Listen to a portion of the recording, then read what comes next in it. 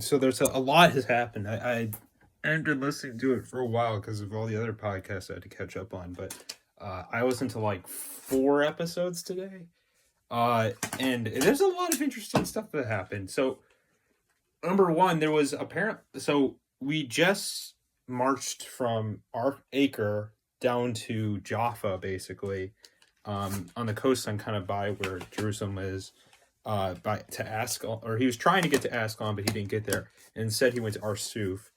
That is King Richard. And what happened then was there was a kind of like a skirmish, basically, and the whole Muslim army was there, and they decided that we could try and bum rush Richard because they just got set up camp, but like Richard's like, do not engage because this is like a disaster waiting to happen.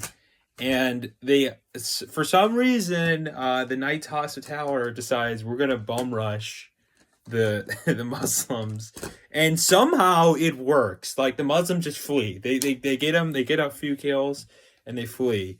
And they're like, well, that's a disaster averted, I guess, for now. And then so what happens was some fighting goes on. Some like the Christians are marching or whatever. Not much happens for a bit, and then they have these peace negotiations.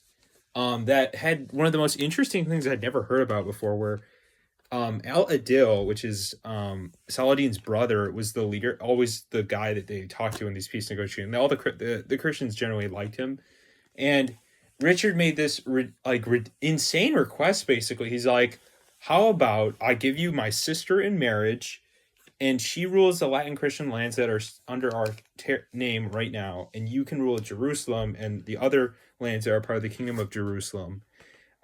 Saladin will give us the true cross, and then all prisoners will be released on both sides." And then, I was just like, "What the hell?" Like, that is such an astounding request. Like, apparently, the historians at the time think it might have been a joke, instead of like a calculated request. Because I mean, Richard at this point was kind of desperate. He wanted, because he had heard that John was trying to make power plays at the king, like the title of king in England. So they apparently Saladin just said yes. He's just like, yeah, well, why not? Because he thought it was so funny. And legitimately, Richard asked his sister, he's like, hey, if you marry this guy, we could end the war here.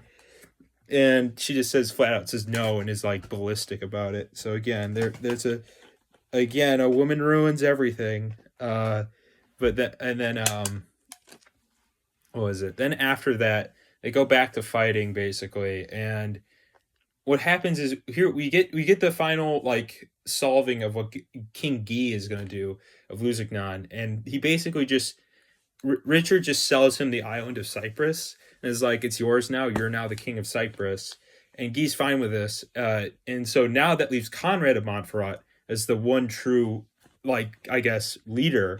And he's an asshole, but like he at least is smart and he's competent, and he could have the kingdom of Jerusalem has a chance to succeed under him. But then he gets assassinated like 3 days later after they come to this conclusion.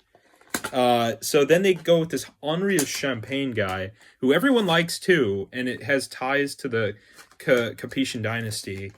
And so like he marries Isabella, which is Conrad's ex-wife, and he will now be the new candidate for the kingdom of Jerusalem.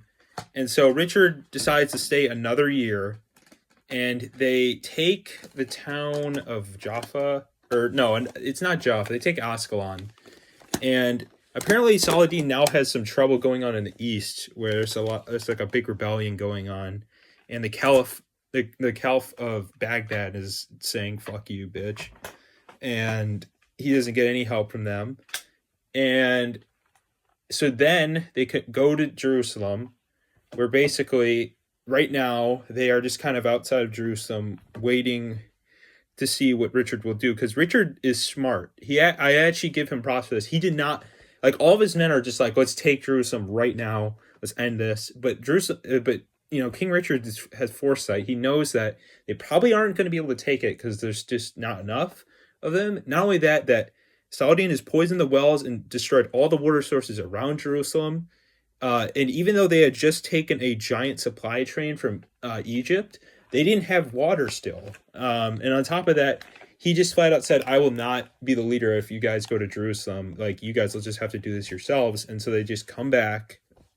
And right now, I'm like halfway through an episode where it's apparently this is the last point in the Third Crusade. This is it.